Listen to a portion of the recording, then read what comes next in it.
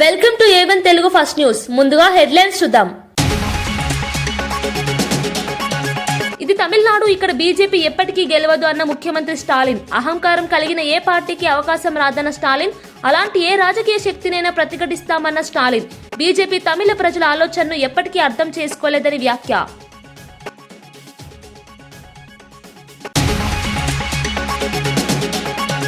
అడ్డదారిలో గద్దెనెక్కిన కాంగ్రెస్ కు కాలం చెల్లిందని పల్లె ప్రజలు ఓటుతో తేల్చి చెప్పారన్న కేటీఆర్. 2 దశ పంచాయతీ ఎన్నికల ఫలితాలపై బీఆర్ఎస్ హర్షం. రేవంత్ రెడ్డి 2 ఏళ్ల పాలనపై కేటీఆర్ తీవ్ర విమర్శలు. గ్యారంటీల అమల్లో వైఫల్యమే కాంగ్రెస్ ఓటమికి కారణమన్న కేటీఆర్.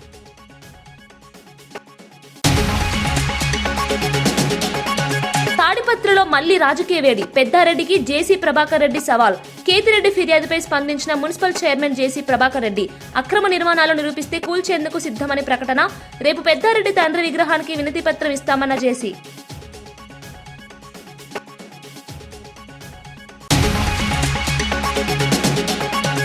నూతన సీఐసీగా రాజ్ కుమార్ గోయల్ ప్రమాణ స్వీకారం. 9 ఏళ్ల తర్వాత పూర్తి స్థాయిలో సీఐసీ పని ప్రారంభం.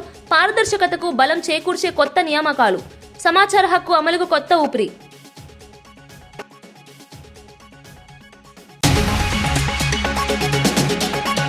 పంచాయతీ ఫలితాలే సీఎం పనితీరుకు సాక్ష్యమన్న జూపల్లి. గ్రామీణ అభివృద్ధిపై ప్రజల ముద్ర వేశారని వెల్లడి. సంక్షేమమే కాంగ్రెస్ విజయానికి కారణమని వ్యాఖ్య. గ్రామ పంచాయతీల బలోపేతానికి చర్యలు తీసుకుంటామని హామీ.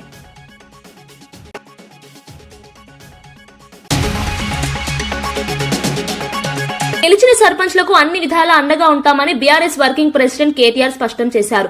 ప్రతి జిల్లాకు ప్రత్యేకంగా లీగల్ సెల్ ఏర్పాటు చేస్తామని ప్రకటించారు. కాంగ్రెస్ నాయకులు బెదిరింపులకు పాల్పడి తప్పుడు కేసులో ఇరికించే ప్రయత్నాలు చేస్తున్నారని ఆరోపించారు. అటువంటి చర్యలకు భయపడొద్దని సర్పంచ్లకు భరోసా ఇచ్చారు. మీకు రావాల్సిన నిధులను మోదీ గాని రేవంత్ రెడ్డి గాని ఆపలేరని, అది మీ హక్కు అని అన్నారు. ఈ ప్రభుత్వం ఇంకా 2.5 సంవత్సరాలే ఉంటుందని, ఆ తర్వాత మళ్లీ బీఆర్ఎస్ ప్రభుత్వం అధికారంలోకి వస్తుందని ధీమా వ్యక్తం చేశారు. పార్టీ కార్యాలయం మీకు రక్షణ కేంద్రంగా ఉంటుందని చెప్పారు. ఏ సమస్య వచ్చినా లీగల్ సెల్ మీకు అండగా నిలుస్తుందని హామీ ఇచ్చారు. బీఆర్ఎస్ శ్రేణులు ధైర్యంగా పనిచేయాలని కేటీఆర్ పిలుపునిచ్చారు. మీకు వచ్చే పైసలు ఎట్లాగొస్తాయి? గ్రామ పంచాయతీకి రావాల్సిన డబ్బులు కేంద్ర ప్రభుత్వం నుంచి, రాష్ట్ర ప్రభుత్వం నుంచి మీ హక్కుగా రావాల్సిన పైసలు, ఫైనాన్స్ కమిషన్ ద్వారా రావాల్సిన పైసలు ఎవడు ఆపలేడు. ఆది శ్రీనివాస్ ఆపలేడు, రేవంత్ రెడ్డి ఆపలేడు, నరేంద్ర మోడీ కూడా ఆపలేడు. ఎందుకంటే అది రాజ్యాంగం. అంబేద్కర్ రాసిన రాజ్యాంగం ఆధారంగా మీకు రావాల్సిన పైసలు బరాబర్ వస్తాయి. ఏమన్నా అయ్యా కూడా ఆపలేడు. అది కానీ ఏమన్నా గిట్లనే ఆడనో ఈడనో బెదిరించే ప్రయత్నం చేస్తారు. చాలా లంగాలు కాంగ్రెస్ వాళ్ళు. వాళ్ళ మాటినకపోతే ఏం చేస్తారు? సర్పంచ్ గారిని ఏదో ఒక దానిలో ఇరికిచ్చి వాళ్ళని సస్పెండ్ చేయాలి. ఎందుకంటే అధికారం కదా, సస్పెండ్ చేయాలి. సస్పెండ్ చేసి ఉప సర్పంచ్ వాళ్ళ మనిషిని పెట్టుకోవాలి, వాళ్ళకు బాధ్యత ఇవ్వాలని చెప్పి లంగ కథలు చేస్తారు. అందుకే మనకు కూడా తెలివి ఉంది కాబట్టి, భగవంతుడు వాళ్ళకే కాదు మనకు కూడా తెలివితేటలు ఇచ్చిండు కాబట్టి నేనేం చెప్తున్నా అంటే, జిల్లాల వారీగా సర్పంచులకు అండగా నిలబెడతందుకు ప్రతి జిల్లాలో లీగల్ సెల్ ఏర్పాటు చేస్తాం. ఎక్కడ ఎవడన్నా మిమ్మల్ని సస్పెండ్ చేసే ప్రయత్నం చేస్తే వెంటనే 1 సెకండ్ కూడా మీరు ఆలస్యం చేయకండి. జిల్లా పార్టీ ఆఫీస్ ఇక్కడనే మీకు పక్కనే ఉన్నది. ఇక మన జిల్లా గింతనే జిల్లా, చిన్న జిల్లా, 12 మండలాలు, 2 మున్సిపాలిటీలు, చాలా చిన్న జిల్లా మనది. వెంటనే అర్ధగంట లోపల మీరు ఇక్కడికి రావచ్చు. లక్ష్మీ నరసింహారావు గారిని, రవిశంకర్ గారిని, రసమై బాలకృష్ణ గారిని, మా తోట ఆగయ్య గారిని నేను కోరుతా ఉన్నా. ఎక్కడ ఏ ఊర్లో చిన్న, ఇప్పుడు 83 మంది మాత్రమే కాదు, ఇంకా 17 నాడు మళ్ళీ ఎలక్షన్ ఉంది. మళ్ళా జోరుదారు గెలుస్తాం, నాకే అనుమానం లేదు.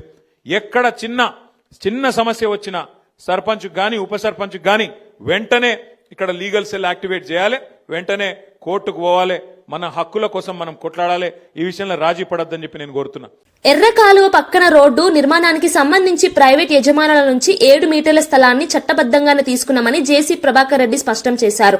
అక్రమ ప్లాట్లపై పెద్దారెడ్డి చేసిన ఆరోపణలను నిరూపించాలని ఆయన సవాల్ విసిరారు. లేని పక్షంలో తమ కౌన్సిలర్లు పెద్దారెడ్డి తండ్రి విగ్రహం వద్ద ధర్నాకు దిగుతారని హెచ్చరించారు. మీడియాతో మాట్లాడుతూ ప్రజాభివృద్ధి కోసమే రోడ్డు నిర్మాణం చేపట్టామని చెప్పారు. వ్యక్తిగత ఆరోపణలతో అభివృద్ధి పనులను అడ్డుకోవద్దని సూచించారు. అన్ని అనుమతులు తీసుకున్న తర్వాతే పనులు ప్రారంభించామని తెలిపారు. రాజకీయ లబ్ధి కోసం తప్పుడు ప్రచారం చేస్తున్నారని మండిపడ్డారు. ఈ వివాదం స్థానిక రాజకీయాల్లో చర్చనీయాంశంగా మారింది. ఏం చేసినాడు ఆయన? డబ్బులు వచ్చిన ఆర్ఎండ్బీలు ఏం చేయాలో తెలియక ఇప్పుడు చూడండి, ఈ రోడ్డు ఉన్నంత ఉంది, అది పెద్దదే, ఇది రోడ్డు పెద్ద. చూడండి కాలు, అసలు కాదు కాలు ఎట్లా పోతా దిగుతుంది. శివాలయం ఆడి వరకు వచ్చి పుట్లూరు రోడ్డు, ఎల్నూరు రోడ్లో వచ్చిన తర్వాత అది అట్లా పోతుంది. పోయి కాలు వెంబడి వచ్చి ఇట్లా పోతాడు. ఈ బఫర్ జోన్ ఉంది దీనికి. ఆయన ఆక్యుపై చేసుకున్నాడంటే వాళ్ళ ఫ్రెండే ఆక్యుపై చేసుకున్నాడు. తెస్తాం. ఇది ఉండేది 4 సెంట్లు. ఎన్ని సెంట్లు ఆక్రమించుకున్నాడు చూస్తాం. రేపు ఆయన వచ్చి కొట్టాల్సింది. ఆక్రమై చేసుకుంది ఈయన. ఎవరు చేసుకో ఇన్ని ప్లాట్లు వేసి ఇస్తే ఆడి వరకు నింది ఇదంతా ఆక్యుపై చేసినాడు. నాకు అర్థం కాదు ఎవరు ఆక్యుపై చేసినారు. వాళ్ళ తనంలో వాళ్ళు ఉన్నారు. మనకు ఊరికి ఇచ్చినారు. ఇదంతా ఊరికి ఇచ్చినారు. అది కూడా వాళ్ళదే. కాలం పోయే కొద్దీ మనం అండర్ గ్రౌండ్ డ్రైన్ చేసినాక వాటర్ తగ్గింది, ఫ్లో తగ్గి చిన్నగా ఇదైపోయింది. మరి ఆడ ఇంకా అట్లే ఉంది కాలం. అవతల ఎవరన్నా ఇల్లు కట్టుకున్నారు, ఆడ కూడా నీ ఫ్రెండే కట్టుకున్నారు. మేము రెవెన్యూ వాళ్ళని అడుగుతాం. ఆయన చెప్పినాడు కాబట్టి రేపు ప్రొక్లేన్ పెట్టాల్సిందే. మళ్ళీ కావాలంటే సర్వే చేపిస్తాం. ఆడ డబుల్ రోడా, ఇది సింగిల్ రోడ్డే కదా. సింగిల్ రోడ్డే డబుల్ రోడ్? సింగిల్ రోడ్డే. మరి ఆడ ఇప్పుడు బూడ్చినా కాలం కనిపిస్తుంది కదా. ఆడ బూడ్చినా ఆడ లేవు. ఆ కాలువ దగ్గర నుంచి మొత్తము ప్రైవేట్ ల్యాండ్. ఆ ప్రైవేట్ ల్యాండ్ వాళ్ళు స్థలం పెట్టుకున్నారు. ఆడికి నీకు ఎంత ఇచ్చినారు? 20 మీటర్లు ఇచ్చినారు. కొంతమంది వాళ్ళు చేసుకుంటున్నారు. మరి ఎవరు ఆచరించారనంట. నువ్వు రేపు నిరూపించాలా. ఊరికి ఏదో అబద్ధాలు వేస్తే ఒప్పుకోరు. రేపు పెద్ద ఆయన వాళ్ళ నాన్న విగ్రహం దగ్గర, అది విగ్రహం కూడా కడకల క్యాన్రోలే, ఎందుకంటే అది కూడా అనాథ రైట్ కాబట్టి బాగా క్లీన్ చేయించి ఆయన వినతి పత్రం ఇచ్చి ఆడే కూర్చుంటారు మా కౌంటర్లు, మా ఉద్యానం. ఆయన ఖచ్చితంగా వచ్చి, ఎందుకంటే రెవెన్యూ వరకు పోయినాడు కాబట్టి రావాలా, చూపించాలా. మేము ఒకటే రిక్వెస్ట్ చేస్తాం, రేపు రెవెన్యూ వాళ్ళని పట్టుకొని కొట్టేపించి ఏదేది ఆకిపోయిందంటే దాన్ని కొట్టేస్తాం. ఆయన ప్రకారం ఇంటి కూడా కనపడుతుంది. ఇది ఆకిపోయి ప్లాట్లు వేసినారు. నాకు తెలుసు ప్లాట్ ఆట వరకే ఉండేది. ఈ ముందుకు వచ్చేస్తా వీళ్ళ వాళ్ళే ఇద్దరు, నాకు తెలిసి ఇప్పుడు ఇద్దరు వీళ్ళ వాళ్ళే ఆక్యుపై చేసినారు. ఎవరు ఆక్యుపై చేయాలి? రైట్ అమ్మా.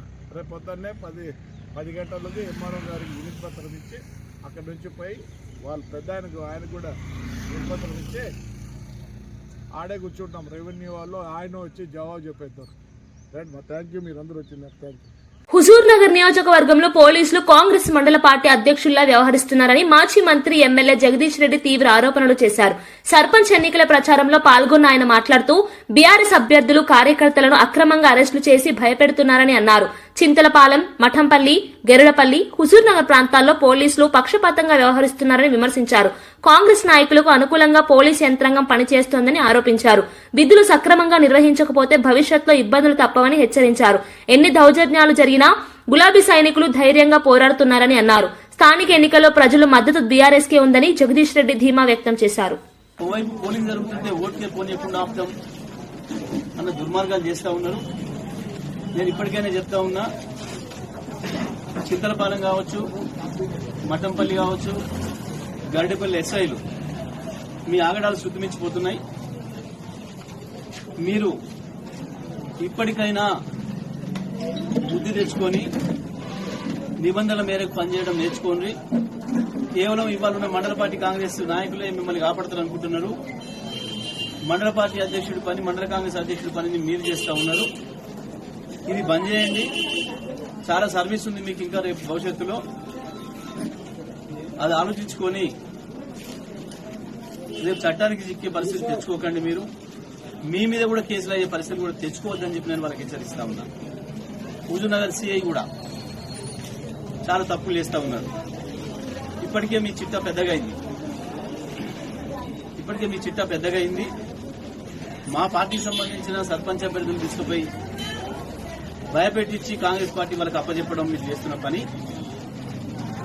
గ్రామాలలో ఉన్న మా వాళ్ళని ఉదయం నుంచి సాయంత్రం వరకు కూర్చోబెట్టుడు, మేము కౌన్సిలింగ్ చేస్తున్నామని, బైండ్ ఎవరని. కేసులున్న వాళ్ళే ఊళ్ళో ఉన్నారు, రౌడీ హిస్టరీ చరిత్ర ఉన్న వాళ్ళు ఊళ్ళో ఉన్నారు.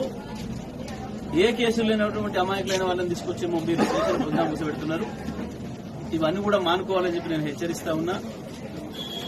ఏం చేసినా సరే బీఆర్ఎస్ పార్టీ కార్యకర్తలు నెరవకుండా పోరాటం చేస్తున్నారు, వీరోచితమైన పోరాటం చేస్తున్నారు. పర్టికులర్ గా హుజూర్ నగర్ నియోజకవర్గంలో ఇంత తీవ్ర నిర్బంధం మధ్యన కూడా గాంధీ భవన్ లో నిర్వహించిన మీడియా సమావేశంలో టీపీసీసీ అధికార ప్రతినిధి సత్యం శ్రీరంగం కీలక వ్యాఖ్యలు చేశారు.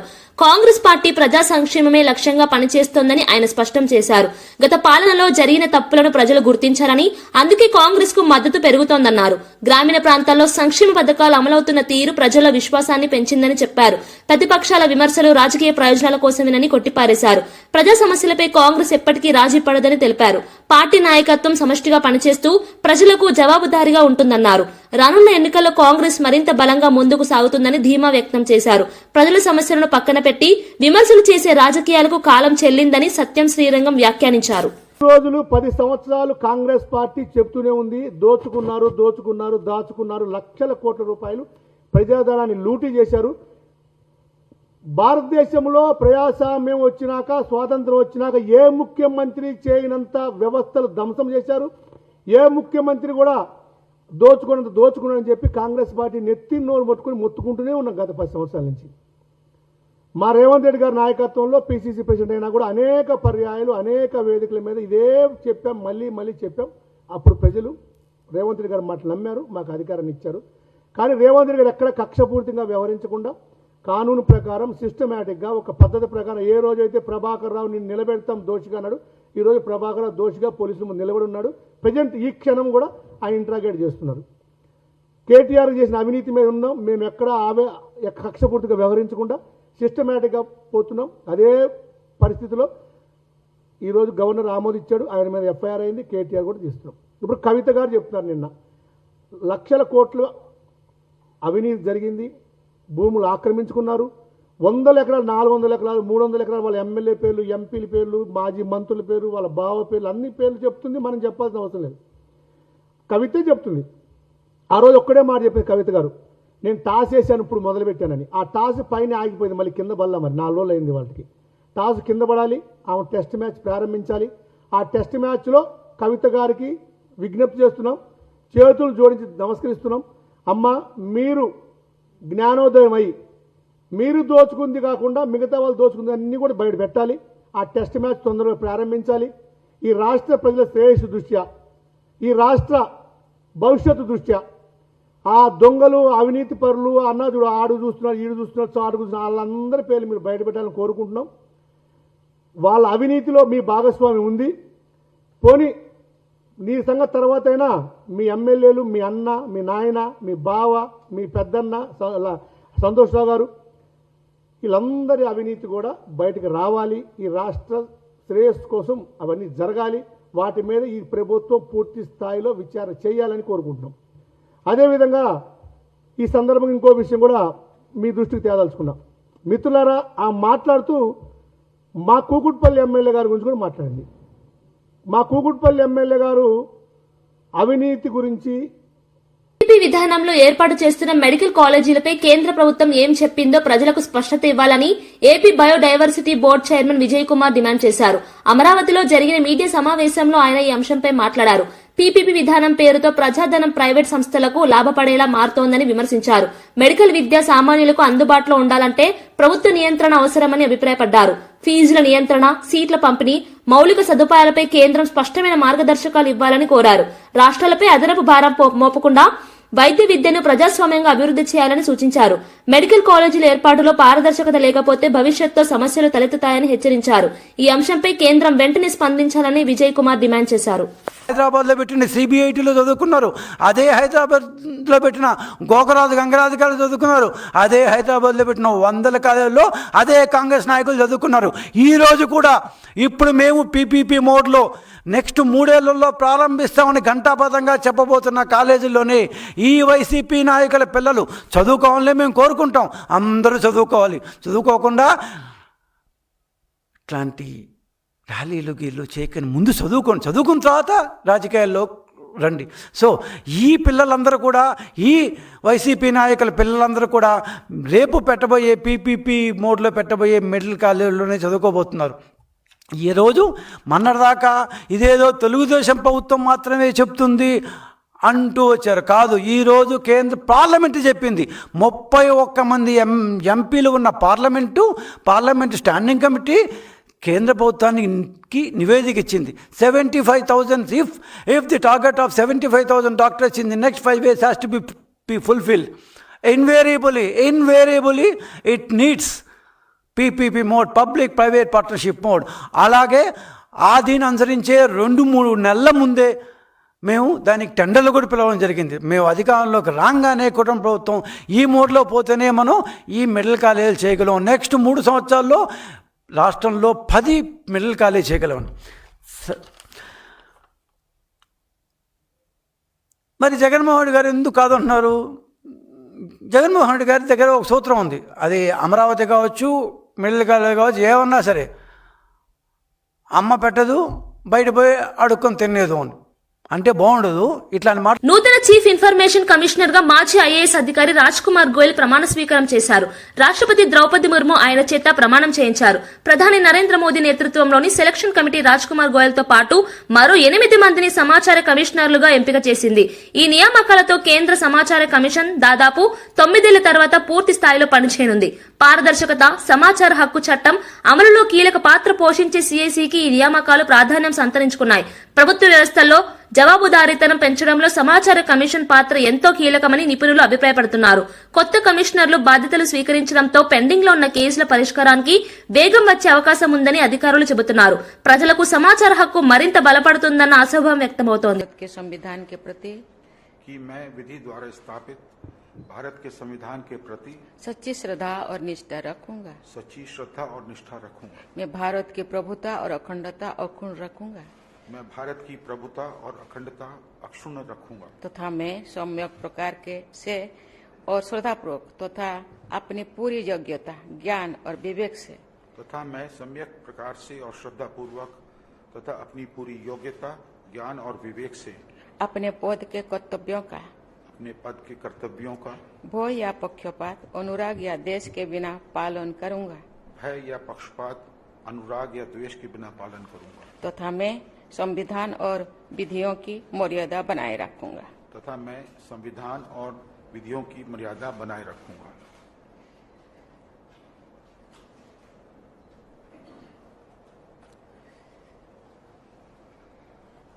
ముఖ్యమంత్రి రేవంత్ రెడ్డి పనితీరుకు పంచాయతీ ఎన్నికల ఫలితాలే స్పష్టమైన నిదర్శనమని మంత్రి జూపల్లి కృష్ణారావు వ్యాఖ్యానించారు. కాంగ్రెస్ పై ప్రజలు పెట్టుకున్న నమ్మకాన్ని ప్రభుత్వం నిలబెట్టుకున్నదని ఆయన తెలిపారు. గ్రామ స్థాయిలో అభివృద్ధి, సంక్షేమ పథకాలు ప్రజలకు చేరుతున్నాయని ఎన్నికల ఫలితాల ద్వారా స్పష్టమైందన్నారు. ముఖ్యంగా రైతులు, మహిళలు, పేద వర్గాలకు అందుతున్న సంక్షేమ పథకాల వల్లే కాంగ్రెస్ కు మద్దతు లభించిందని చెప్పారు. ప్రజాప్రభుత్వ విధానాలు గ్రామీణ ప్రాంతాల్లో మార్పును తీసుకొస్తున్నాయని మంత్రి పేర్కొన్నారు. గత పాలనలో నిర్లక్ష్యం చెందిన గ్రామాలు ఇప్పుడు అభివృద్ధి బాట పట్టాయని అన్నారు. స్థానిక సంస్థల ప్రతినిధులతో సమన్వయం చేసుకుని అభివృద్ధి కార్యక్రమాలు వేగవంతం చేస్తామని హామీ ఇచ్చారు. రాబోయే రోజుల్లో గ్రామ పంచాయతీలను మరింత బలోపేతం చేస్తామని జూపల్లి స్పష్టం చేశారు. ఈ 78 స్థానాల్లో 47 స్థానాలు కాంగ్రెస్ పార్టీ కైవసం చేసుకోవడం జరిగింది. బీజేపీ, బీఆర్ 2 కలిసి పోటీ చేసినాయి. కలిసి పోటీ చేసినా కూడా 28 స్థానాలు వచ్చినాయి.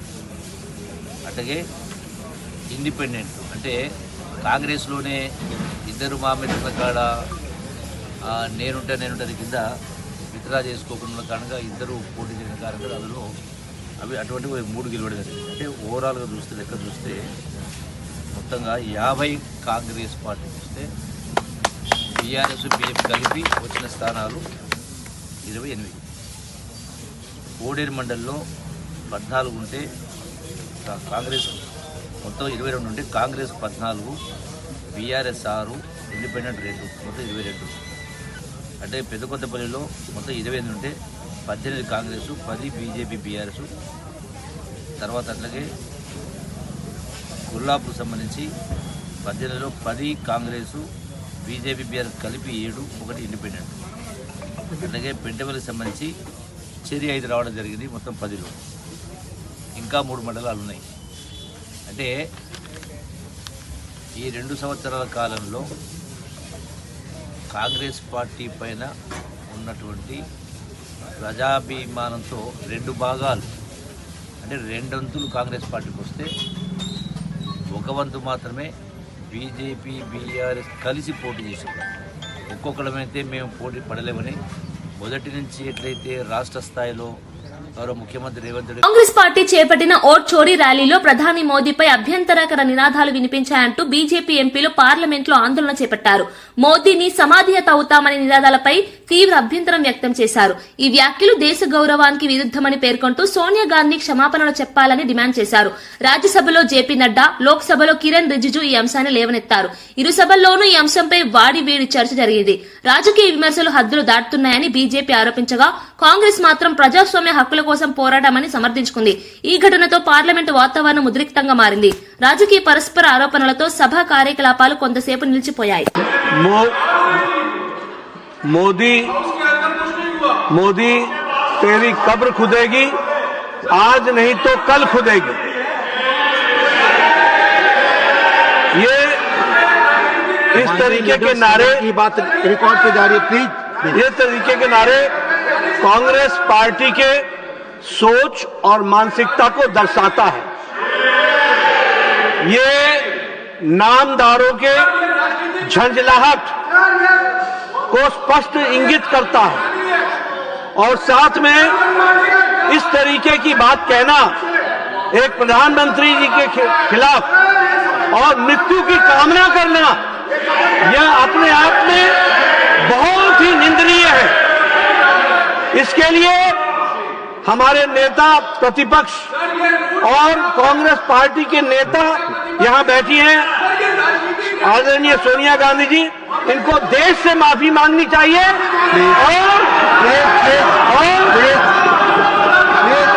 మాజీ మంత్రి ధర్మాన ప్రసాదరావుపై ఎమ్మెల్సీ దువ్వాడ శ్రీనివాస్ తీవ్ర స్థాయిలో విమర్శలు చేశారు.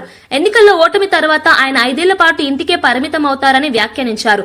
ఎన్నికలకు 6 నెలల ముందే మాత్రమే ప్రజలోకి వచ్చి రాజకీయాలు చేస్తారని ఆరోపించారు. ప్రజల సమస్యలపై నిరంతరం పోరాడే నాయకత్వం ధర్మాన వద్ద లేదని విమర్శించారు. మీడియాతో మాట్లాడుతూ పార్టీ కార్యకర్తలను పట్టించుకునే నేతలు ఇప్పుడు ప్రజాసేవ గురించి మాట్లాడటం విడ్డూరమన్నారు. ఓటమిని జీర్ణించుకోలేకనే ఇలాంటి వ్యాఖ్యలు చేస్తున్నారని ధర్మాన వర్గం స్పందిస్తోంది. రాజకీయంగా నిలదొక్కుకోవాలంటే ప్రజల మధ్య ఉండాల్సిందేనని దువ్వాడ సూచించారు. ఈ వ్యాఖ్యలతో శ్రీకాకుళం రాజకీయ వర్గాల్లో చర్చ మొదలైంది. 2 వర్గాల మధ్య మాటల యుద్ధం మరింత తీవ్రమయ్యే సూచనలు కనిపిస్తున్నాయి. నేను చెప్పినవన్నీ కూడా సాక్ష్యాధారాలతో మనం ఎప్పుడు నేను అంటున్న మాటలన్నీ కూడా సాక్ష్యాధారాలతో చెప్తున్నాను. ధర్మాన ప్రసాద్, అతి తెలివితేటలు ప్రదర్శించకు. నీ చావు తెలివితేటలు నీకే పరిమితం. ప్రజల అమాయకులు అనుకోకు. ఇవన్నీ గమనిస్తున్నారు. నీ తరం కాదు, వైఎస్ఆర్ కాంగ్రెస్ పార్టీని దెబ్బతీయడానికి నువ్వు చేస్తున్నటువంటి ఆలోచనలు, తద్వారా అచ్చెన్నాయుడికి రామ్మోహన్ నాయుడికి సహకరించాలని చేస్తున్న ఆలోచనలు, వైఎస్ఆర్ కాంగ్రెస్ పార్టీని అన్ని నియోజకవర్గాల్లో కూడా సర్వనాశనం చేసిన హీన చరిత్రని ఇది. ఇచ్చాపురం బాగుందా? టెక్కలి బాగుందా? ముక్కలు చేసేసినావు. ఆమదాల వలస సర్వనాశనం చేసేసినావు. కాలింగుల్ని సర్వనాశనం చేసావు. కాపుల్ని సర్వనాశనం చేసావు. పాతపట్నంలో రెడ్డి శాంతి దగ్గర మరో క్యాండిడేట్ని పెడతానని చెప్పి అక్కడ చీలికలు తీసుకొస్తున్నావు. ఎచ్చెర్లలో రాష్ట్రంలో వెనుకబడిన ప్రాంతాల్లో దేవాలయాలను నిర్మించాలన్న టీటీడీ నిర్ణయం అభినందనీయమని బీజేపీ నేత విష్ణువర్ధన్ రెడ్డి వ్యాఖ్యానించారు. సాధారణ భక్తులకు మరింత సౌకర్యాలు కల్పించడమే లక్ష్యంగా టీటీడీ చర్యలు ఉండాలని సూచించారు. వైకుంఠ ద్వార దర్శనాల్లో సామాన్య భక్తులకు అవకాశం కల్పించే విధంగా ముందస్తు ప్రణాళికలు చేపట్టడం స్వాగతార్హమన్నారు. తిరుమల శ్రీవారిని దర్శించుకున్న అనంతరం ఆయన మీడియాతో మాట్లాడారు. ధూపదీప నైవేద్యాలకు నోచుకుని ఆలయాలపై కూడా టీటీడీ ప్రత్యేక దృష్టి సారించాలని కోరారు. భక్తుల విశ్వాసాలను కాపాడుతూ ఆలయాల అభివృద్ధి జరగాలని సూచించారు. ధార్మిక కార్యక్రమాల్లో పారదర్శకత, సమన్వయం అవసరమన్నారు. టీటీడీ తీసుకుంటున్న నిర్ణయాలు భక్తులకు మేలు చేస్తాయని ఆశాభావం వ్యక్తం చేశారు. సాధారణమైనటువంటి భక్తులకు కూడా అవకాశం కల్పించే విధంగా ముందస్తు ఏర్పాట్లో భాగంగా అనేక వేల మందికి సాధారణ భక్తులకు టికెట్లు కల్పించడం అనేటువంటిది కూడా ఒక ముందడుగు. ఆంధ్రప్రదేశ్లో చాలా దేవాలయాలు ఏవైతే ద్వీప నైవేద్యానికి నోచుకున్నటువంటి ఆలయాలు ఏవైతే ఉన్నాయో వాటిని రేపు జరిగేటువంటి పాలక మండలిలో చర్చించి అవసరమైతే పాలక మండలి సబ్ కమిటీని ఒకటి ఏర్పాటు చేసి వాటికి నేరుగా తిరుమల తిరుపతి దేవస్థానం సహకరించాలని, హిందూ ధార్మిక ప్రచారానికి ఇది ఉపయోగపడుతుందని విజ్ఞప్తి చేస్తుంది. కూటమి ప్రభుత్వం అమలు చేస్తున్న సమగ్ర గృహ నిర్మాణ పథకమే సంక్షేమ పాలనకు స్పష్టమైన నిదర్శనమని ఎమ్మెల్యే నసీర్ అహ్మద్ అన్నారు. అమరావతిలో ఎన్టీఆర్ భవన్ లో నిర్వహించిన మీడియా సమావేశంలో ఆయన మాట్లాడారు. పేదలందరికీ సొంతింటి కల సాకారం చేయాలనే లక్ష్యంతో ప్రభుత్వం ముందుకు సాగుతోందని చెప్పారు. గతంలో ఇళ్ల నిర్మాణం పేరుతో జరిగిన అవకతవకలకు పూర్తిగా చెక్ పెట్టామని స్పష్టం చేశారు. అర్హులైన లబ్ధిదారులందరికీ నాణ్యమైన ఇల్లు అందేలా పకడ్బందీ చర్యలు తీసుకుంటున్నామని తెలిపారు. గృహ నిర్మాణంతో పాటు మౌలిక సదుపాయాల కల్పనకు కూడా ప్రభుత్వం ప్రాధాన్యమిస్తోందన్నారు. గ్రామీణ, పట్టణ ప్రాంతాల్లో సమానంగా అభివృద్ధి జరగాలన్నదే కూటమి ప్రభుత్వ లక్ష్యమని పేర్కొన్నారు. రానున్న రోజుల్లో మరిన్ని సంక్షేమ పథకాలు ప్రజలకు అందిస్తామని నసీర్ అహ్మద్ హామీ ఇచ్చారు. దీని అభివృద్ధి కోసం ప్రణాళికలు రచిస్తే మీరు 5 సంవత్సరాల్లో ఏం పీకారో రాష్ట్ర ప్రజలకు, ముఖ్యంగా నగర ప్రజలకు ఒక్కసారి చెప్పాలని చెప్పి ఈ సందర్భంగా కోరుతా ఉన్నా. ఈరోజు మీరు చెప్తా ఉన్నారు ఇది ఐకానిక్ బ్రిడ్జ్ లాగా హిందూ కాలేజ్ కూడల దగ్గర నుండి అరండల్ బీఈడి కాలేజ్ వరకు వేయాలని. మీకు ఏ మాత్రం అవగాహన ఉంటే మీరు ఇరిగేషన్ శాఖ మంత్రిగా చేసినప్పుడు ఈ రాష్ట్రంలో ప్రజలు నవ్వుకున్నటువంటి పరిస్థితులు మేమందరం కూడా చూసాం. నిజంగా ఈరోజు మీరు ప్రాపర్టీ లాస్ అవుతాయంటున్నారు. Railway over bridge, railway track ఎంతవరకు అవసరమైందో అంతవరకే వాడతారు. దాన్ని బట్టి ఈరోజు వారికి అవసరమైన దానికి లోకల్గా పబ్లిక్ అవసరమైనటువంటి బ్రిడ్జ్ని వెడల్పు చేసేటువంటి కార్యక్రమం కూడా ఈరోజు తీసుకోవడం జరిగింది. కేంద్ర మంత్రిగా పెమ్మసాని చంద్రశేఖర్ గారు నగరంలో ప్రజలు పడుతున్నటువంటి ఇబ్బందుల మీద పూర్తిగా అవగాహన చేసుకొని ఈ కార్యక్రమానికి శ్రీకారం చుట్టినటువంటి పరిస్థితులు. మీరు గుంటూరు నగరంలో ఉంటూ వార్తలు ముగించే ముందు ముఖ్యాంశాలు మరోసారి. ఇది తమిళనాడు, ఇక్కడ బీజేపీ ఎప్పటికీ గెలవదు అన్న ముఖ్యమంత్రి స్టాలిన్. అహంకారం కలిగిన ఏ పార్టీకి అవకాశం రాదన్న స్టాలిన్. అలాంటి ఏ రాజకీయ శక్తినైనా ప్రతిఘటిస్తామన్న స్టాలిన్. బీజేపీ తమిళ ప్రజల ఆలోచనను ఎప్పటికీ అర్థం చేసుకోలేదని వ్యాఖ్య.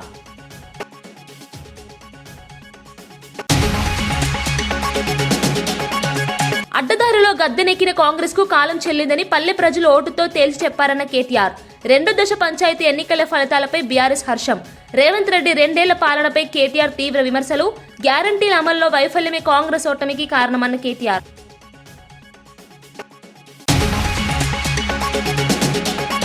తాడిపత్రిలో మళ్లీ రాజకీయ వేడి. పెద్దారెడ్డికి జేసీ ప్రభాకర్ రెడ్డి సవాల్. కేతిరెడ్డి ఫిర్యాదుపై స్పందించిన మున్సిపల్ చైర్మన్ జేసీ ప్రభాకర్ రెడ్డి. అక్రమ నిర్మాణాలు నిరూపిస్తే కూల్చేందుకు సిద్ధమని ప్రకటన. రేపు పెద్దారెడ్డి తండ్రి విగ్రహానికి వినతి పత్రం ఇస్తామన్న జేసీ.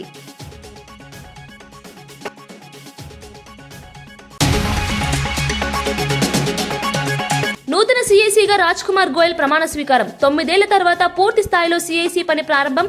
పారదర్శకతకు బలం చేకూర్చే కొత్త నియామకాలు. సమాచార హక్కు అమలుకు కొత్త ఊపిరి.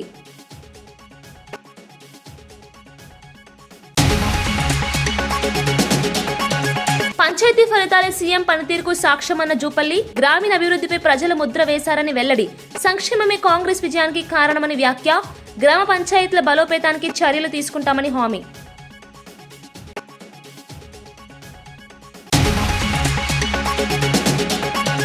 ఇవి ఈనాటి వార్తా విశేషాలు. మరో బులెటిన్లో మళ్ళీ కలుద్దాం. నమస్కారం.